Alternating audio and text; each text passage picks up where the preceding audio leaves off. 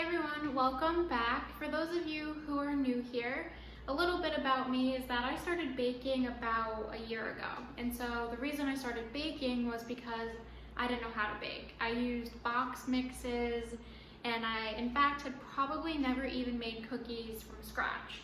So what I started to do was learn how to bake, teach myself. I learned it's not that hard if you follow the recipe, but I'm still learning as I go. And so that's why I wanted to do this and share it with all of you, because if you're trying to learn how to bake too, join me on this journey as we go each week and try a new recipe. So for today, making cranberry oat and white chocolate biscuits.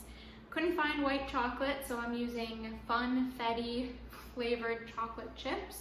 So we'll have to see how that is in the end, but I believe these cookies or biscuits will hopefully be pretty easy. So I combined and separated all of the ingredients ahead of time, but now it is time to officially get started.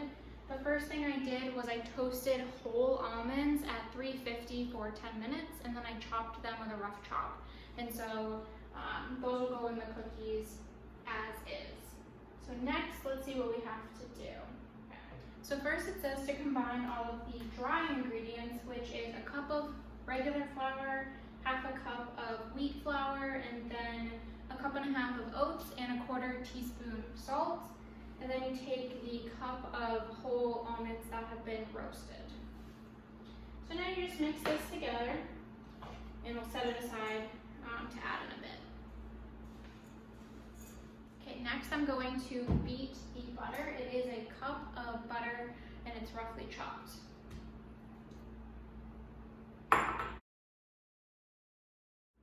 Okay, next I'm going to add 2 tablespoons of orange juice into 3/4 of a cup of chopped cranberries. And so I'm going to let this soak.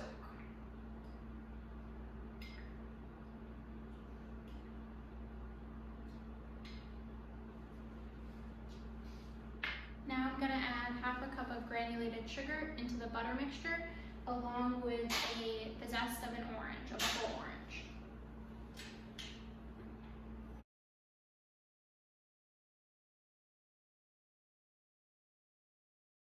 Okay, now I'm going to combine the cranberries into the mixture. Okay, now I'm going to add the almond flour mixture in little by little. Okay, so definitely keep a close eye on it. Only combine it until it's loosely combined. Of course, I have to test the batter. Wow. Very orangey. Okay, but that's delicious. That'll be good. Okay. So now I'm supposed to flip this out onto a surface, so I'm going to set myself up for that. Okay, so I rolled it out, or at least I got it into its spot.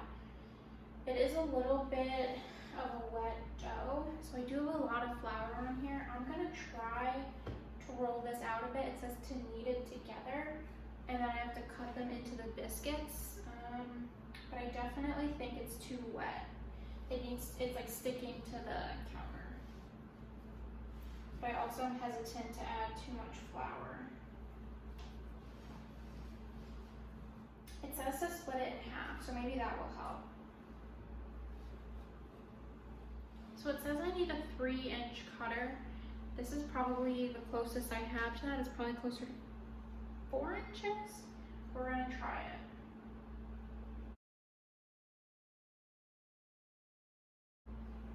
Kind of worked. Okay, they're not really flat.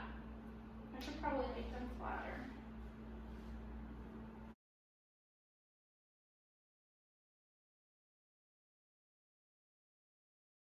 So it only says to flour it with 2 tablespoons, but honestly, flour it with like half a cup of flour because it's going to stick no matter what. So I suggest over flouring. Okay, so I just finished rolling out a dozen cookies. I think they're bigger than 3 inches, but hopefully that will be okay. They're not super thick, so I don't think they'll take too much longer to bake. But I'm gonna put them in the oven for 18 minutes, and then after they come out and completely cool, that's when we make the white chocolate topping. So I'm gonna put these in the oven now. Okay, it is chocolate melting time. As I said earlier, I don't just have white chocolate, I have these funfetti vanilla cake flavored chips. And that they're just gonna have to do. I tasted one and they taste just like funfetti cake. So we're gonna melt them and see how it goes. So to melt it, it's 9 ounces of chocolate over simmering water, and the water doesn't touch the bottom of the pan. Just had to check. And so we're just gonna let this melt for a little bit. Okay, so this looks and smells more like frosting than anything else. But I'm gonna turn it off the heat. And so it says to take a dessert spoon, which I'm guessing means a smaller spoon, and coat each cookie. The unfortunate thing is it says it could take up to an hour to set. So maybe I'll pop them in the oven, or oh my god, maybe I will pop them in the freezer to let them set. But okay, time to add the chocolate.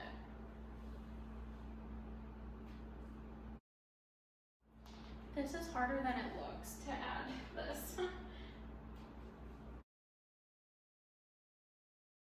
Okay, so I just finished decorating them and they look so cute. I'm gonna show you. They're still really hot with the chocolate. Do you see how cute they look though? Okay, so the chocolate was definitely only enough chocolate for a dozen cookies, but I had some dough left over, so just keep that in mind if you do make these yourself. But I'm gonna let these cool off for about an hour, let the chocolate set, and then I'm gonna have to try them and let you guys know how they are. But thanks for watching, everyone, and I will